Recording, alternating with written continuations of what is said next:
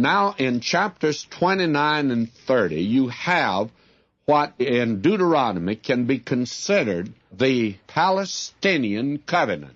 Dr. Chafer takes chapters 28 through 30 as the covenant, and the Scofield Reference Bible begins with chapter 29 and considers chapter 29 the introduction, and then takes it through the 30th chapter, verse 10. Now, in my notes, I take chapters 29 and through the 10 verses of chapter 30 as being the covenant. But very candidly, the covenant proper is chapter 30, the first 10 verses. But now this that is preliminary is very important, by the way, and the covenant is mentioned here in chapter 29. Now let me begin reading here. These are the words of the covenant which the Lord commanded Moses to make with the children of Israel in the land of Moab, beside the covenant which he made with them in Horeb. Now the covenant in Horeb was the 10 Commandments, of course, what we know as the Mosaic Law. Now the covenant here that he's going to make with them relates to the land, and it's called the Palestinian covenant. And it's right before they enter into the land. Now verse 2, Moses called unto all Israel and said unto them, Ye have seen all that the Lord did before your eyes in the land of Egypt unto Pharaoh and unto all his servants and unto all his land. Most of these people he's speaking to, of course, were children at the time. Some of them, I'm sure, teenagers, but they had been witness of these things. Now, verse 3, the great temptations which thine eyes have seen, the signs and those great miracles, yet the Lord hath not given you a heart to perceive, and eyes to see, and ears to hear unto this day.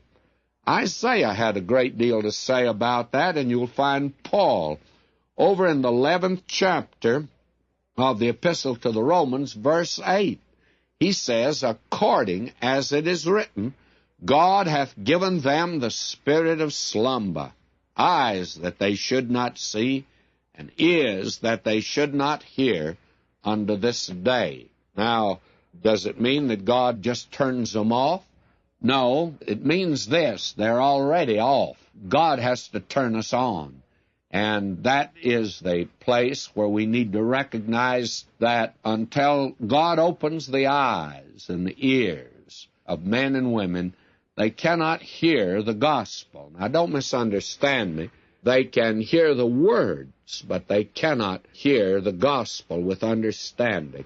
I have had called to my attention an article, in fact, it's been sent to me from a friend and listener in Texas, that appeared in a magazine back there that they put in their newspaper, and it has to do with a radio station that's across the border in Texas, and the writer of the article there speaks of the fact that it's a bunch of religious racketeers that are on the station. And then he puts me on the station and attempts to tell about my program there. And I'm of the opinion, of course, we're not even on that station. And I can't understand why a writer would be so inaccurate as that. But he does have a few facts, that is, that we are going through the Bible in 5 years. And he thinks that if you attempt to teach the Bible today, that you're running a religious racket. And my point has been, we actually have taken this up with a lawyer, and our point has been, because I don't want to sue or anything like that, but it's too bad that this man can't listen to the program and see what we're trying to do. And if he'd listen over a period of time, but again, you feel frustrated. Suppose he did listen. He wouldn't understand. He just wouldn't be able to comprehend. He'd still, I think, come up with the same conclusion he has. Well, this fellow McGee that's teaching the Bible on the radio, he can't have anything but an ulterior motive in that. After all, the Bible is just being used as propaganda. He wouldn't believe it at all.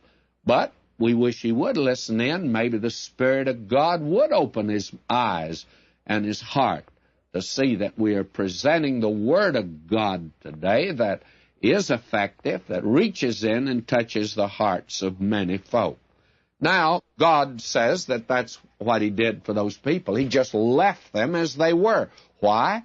Because they had no purpose whatsoever to turn to him. They broke down all communication with the living and true God, and God therefore just left them in that state of unbelief.